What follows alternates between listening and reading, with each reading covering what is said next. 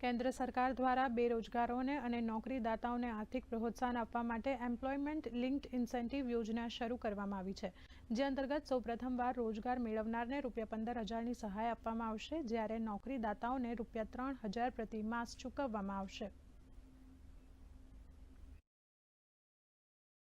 નરેન્દ્ર મોદી સરકારના કેબિનેટમાં બેરોજગાર યુવાનો માટે રોજગારી પ્રોત્સાહિત કરવા માટે એક મહત્વનો નિર્ણય લીધો છે, જેમાં રોજગારી પ્રાપ્ત કરનાર યુવાનને વર્ષમાં ₹15,000ના 2 હપ્તા આપવાનો નિર્ણય લીધો છે, જેને અમે યુવાનો આવકારીએ છીએ, જે માટે નરેન્દ્ર મોદી સરકારનો અમે આભાર માનીએ છીએ. નરેન્દ્ર મોદી સરકારનો કેબિનેટમાં એક બેરોજગાર યુવાનો રોજગારી માટે પ્રોત્સાહિત કરવા માટે એક મહત્વનો નિર્ણય લીધો છે, જેમાં રોજગારી પ્રાપ્ત કરનાર યુવાનને વર્ષમાં 15,000ની 2 હપ્તા આપવાનો નિર્ણય લીધો છે, જેને અમે યુવાનોને આવકારીએ છીએ, જે માટે નરેન્દ્ર મોદી સરકારનો આભાર માનીએ છીએ. 2-3-2025ના રોજ નરેન્દ્ર મોદી સરકારના કેબિનેટમાં એક મહત્વનો નિર્ણય લેવામાં આવે છે,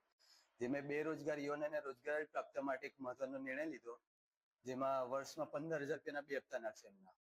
અને એ નિર્ણય અમે એમને આવકારે છે યુવાનો બધા, જેના માટે નરેન્દ્ર મોદી સરકારનો અમે આભાર માને છે. અને જે નોકરીદાતા છે એમને પણ સહાય મળશે